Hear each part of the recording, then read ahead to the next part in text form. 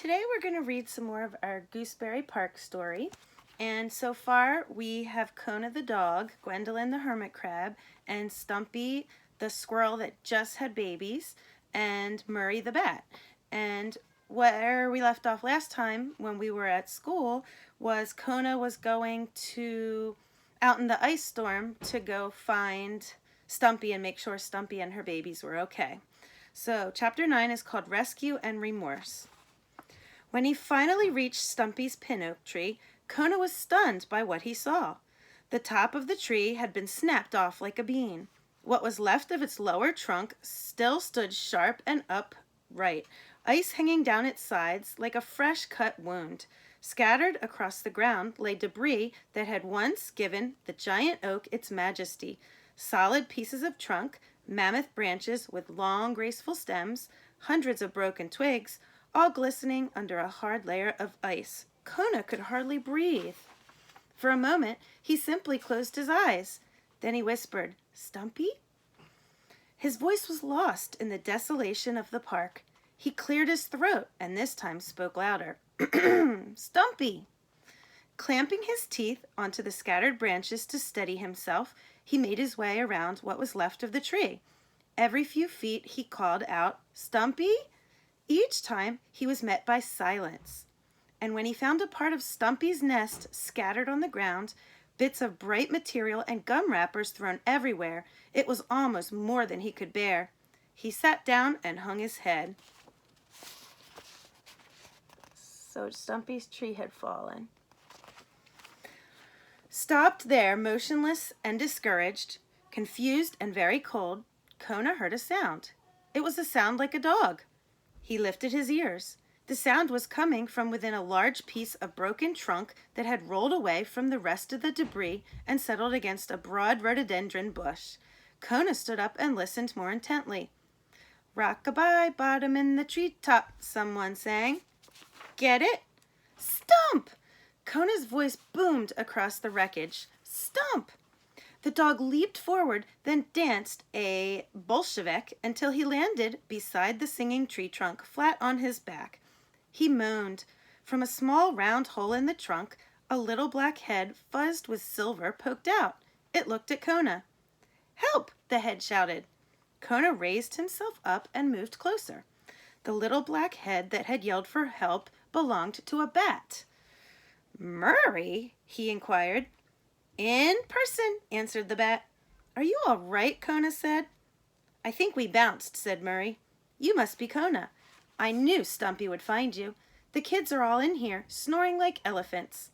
"Stumpy didn't find me," said Kona. "I came on my own." "You did?" said Murray. "Stumpy's not with you?" "Well, she's not with me," wailed Murray. "She said she'd go get you." "Where is she?" the two said together.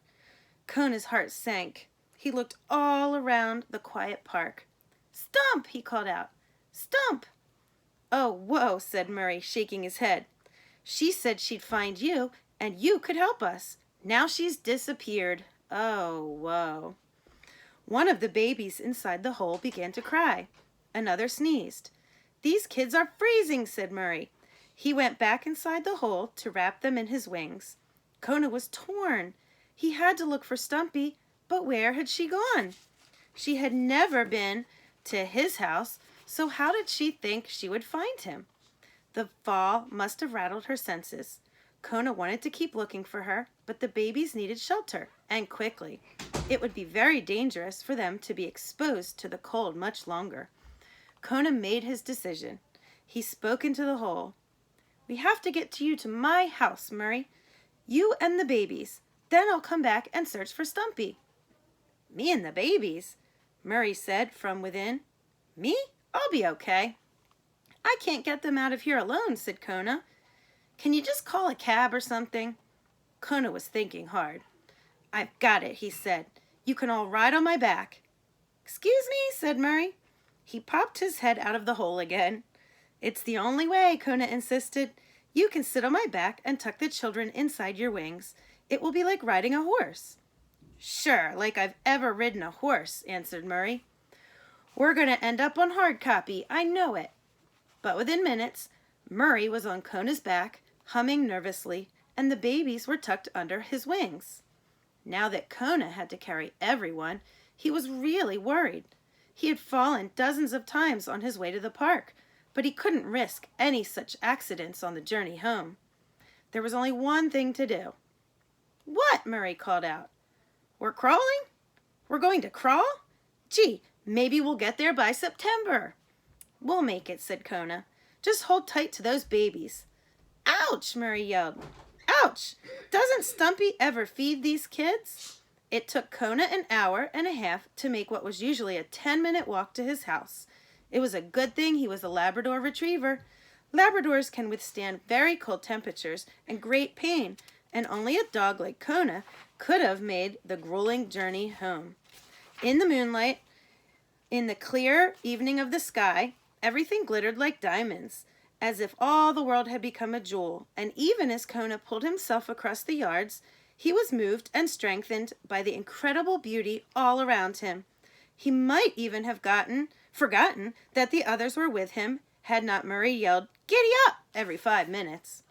When Kona finally saw Professor Albert's house again and saw that the front door was still slightly ajar and that the fireplace still glowed and that he was home, he wanted to weep. It was as if he were gazing at heaven itself. When Kona turned into the yard, Murray knew too that they had arrived. "Yippee!" he yelled. Kona struggled up the icy steps, then cautiously put his head inside the door. Professor Albert still lay snoring on the sofa. "Welcome back, dear," Gwendolyn said softly. Kona walked into the room and gently lay down on the floor. Murray scooped the babies up and hopped off. "Wow," said Murray. "Look at the size of that television. Did I tell you I loved Jeopardy?" Gwendolyn smiled at Kona. "A remarkable dog," she said. And that is the end of the chapter. So the question is, will they find Stumpy the squirrel? They have the bat, they have the babies, but will they find Stumpy? We'll find out next time. Bye.